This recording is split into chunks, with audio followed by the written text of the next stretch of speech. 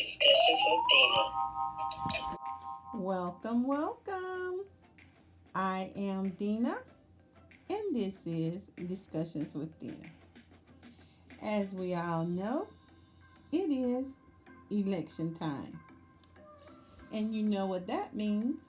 It is time to select a president in these United States of America.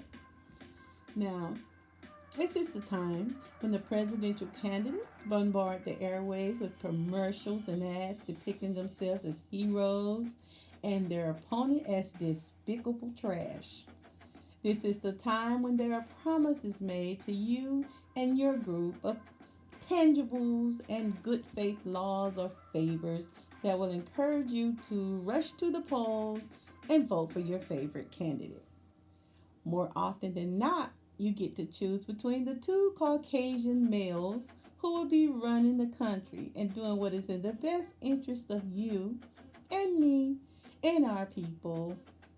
Really, it's the only time the candidates primarily cater to various communities in an effort to get you to vote for them on election day. They promise you tangibles or things that can make you and whatever your group you are in more prosperous physically or financially. Now, the propaganda for voting this year is strong. You can't watch TV without a commercial. You can't listen to the radio. There's speech after speech. And you forget about watching, you can just forget about watching anything on the internet.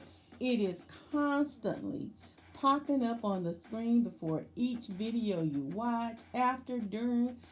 I mean, you just get bombarded with these ads.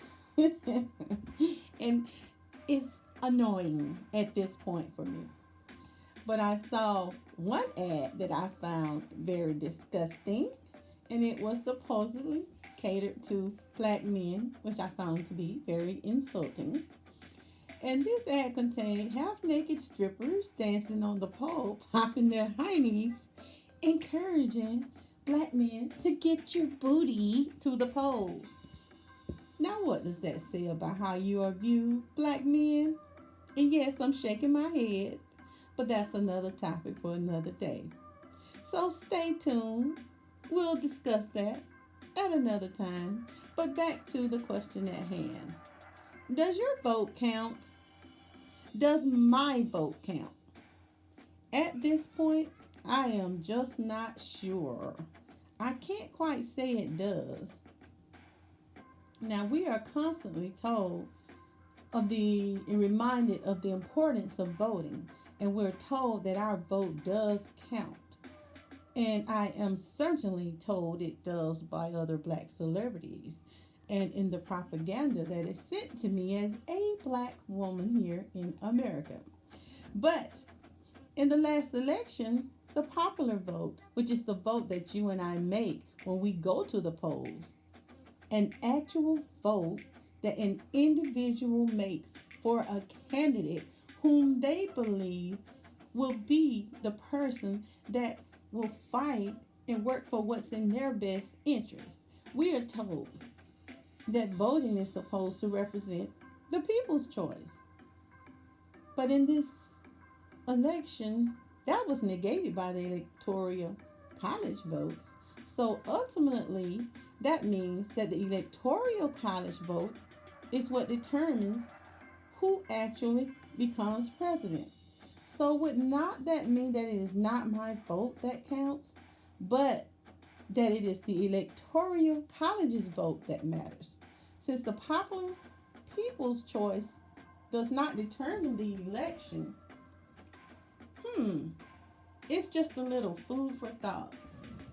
And what, per se, is the electoral college exactly? Well, I did just a little bit of research to get some more information because it's quite confusing and I've never been able to quite understand it completely. The Electoral College is a body of 538 people who are supposed to be representing the states of the U.S., who formally choose the election of the president and vice president. That's plain and simple. The Constitution, under Article 2, Section 1, establishes the Electoral College process. It was supposedly designed to produce a so called majority winner, winner takes all system. So there must be an absolute majority of at least 270 electoral votes to win an election. So what I found out is on election day that Americans don't vote for the president actually. Technically, they vote for electors who elect the president. Hence the electoral college. These electors includes political activists, party leaders, elected officials of the state, and even people who have personal or political ties to the presidential candidate. I even read where Bill Clinton was an elector for Hillary in New York. Hmm. This still leaves much for speculation to me. Personally, and it leaves open a plethora of questions that are still unanswered. One of which is who gets to be in the Electoral College and how are they chosen? Now, to my surprise, I found that there is no procedure in the Constitution that indicates how they should be chosen. So there is no definite process, and it leaves open for various states to adopt their own so called process to choose these electors that decide who the president is. Then they have what's called a convention. But this to me is still a bit bizarre, and quite honestly, it's unfair.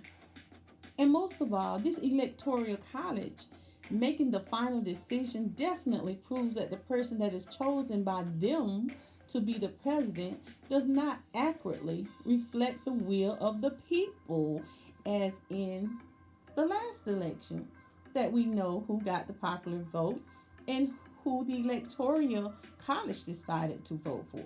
Thereby, in my opinion, my own personal opinion, and through my own observation, I question how valuable any of our votes are because it is ultimately left up to the electoral college to determine who actually becomes president. So, should we all become electors? Hmm, that way our vote would actually count. Or should we amend or change the Constitution? Hmm, so it begs the question again, does my vote really count?